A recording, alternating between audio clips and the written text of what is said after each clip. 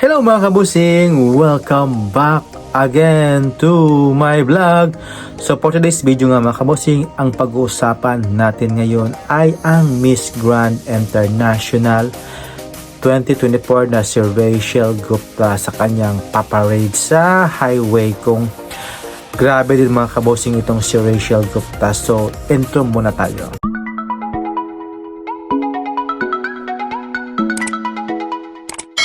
Ayan mga kabosing, welcome back to my vlog. So, before anything else mga kabosing, is nice ko muna kayong batiin ng magandang umaga, magandang tanghali, magandang gabi. At syempre, sa lahat pong nanonood po sa YouTube channel, hello po. At please, subscribe my YouTube channel, Arman Montoya Vlog. So, ayan na nga mga kabosing, ginanap na yung paparade ni Rachel Gupta ng Miss Grand International winner sa kanilang bansa, sa bansang India. So, grabe talaga mga kabosing, sobra din namang tao at grabe din to yung suporta din ng mga India dito sa mga winners ng Miss Grand, no, na si Rachel Gupta ng first Golden Crown nila ito. Kaya nagbubunyi talaga ang mga fans ni Rachel Gupta doon sa India, yung mga Punjabi, mga kabusing. So grabe din talaga itong magbigay ng mga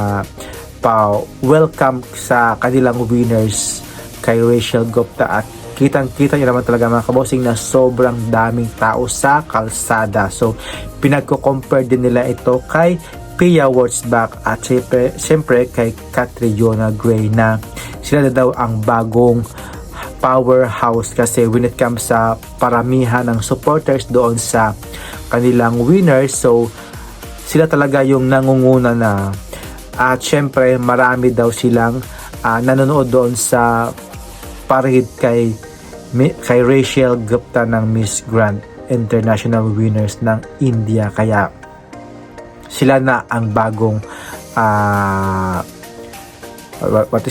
bagong powerhouse country mga kabosing, at hindi na ang Pilipinas kasi pinag-compare na nila ang paparade ng dati nating winners na si Pia Wurtzbach at syempre kay Catriona Gray, na wala daw sa kalingkingan yung kanilang paparade doon kay Rachel Gupta. Kaya ang masasabi nila, sila na ang bagong powerhouse ngayon at hindi na ang Pilipinas, kasi when it comes daw sa suportahan at paramihan ng sumusuporta kay Rachel Gupta, wala daw sinabi sila Pia at si Catriona when it comes sa paparade nung last 2018 at 2015. So pinagko-compare talaga nila mga kabosing kung sino ang mas marami. So for me naman, lahat naman it depends na lang yan sa mga tao na sumusuporta sa kanilang winners, like kay Rachel Gupta, kay Catriona at syempre kay Pia Wurtzbach. So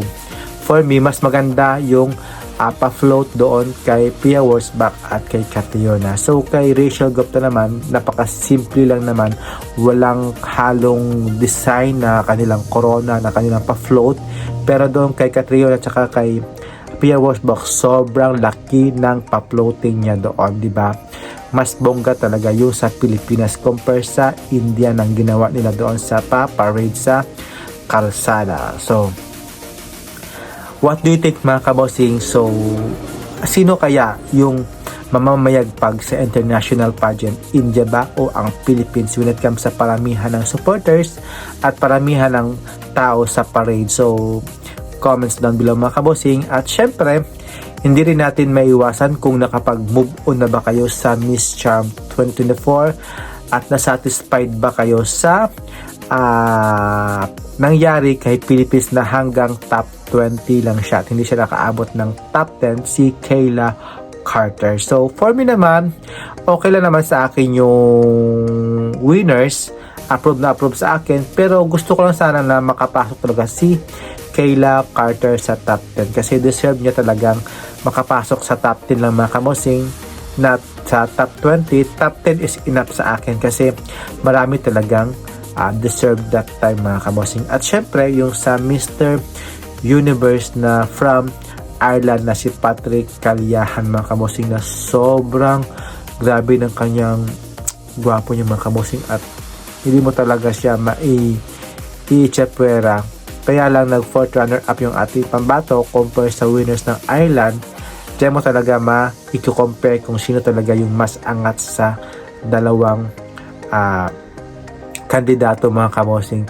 Ireland ba or Philippines yung. So kaya nangibabaw talaga ang pambato ng Ireland na si Patrick Calliahan when it comes sa performance sa papugian mga kabosing. At syempre deserve din naman lahat na may uwi yung corona, pero nag-isa lang kasi yung corona kaya binigay sa Ireland mga kabosing. So ayan. So thank you for watching mga kabosing, and don't forget to like and subscribe. Thank you for watching mga kabosing, and have a nice day. Keep safe po. Subscribe please. Bye bye.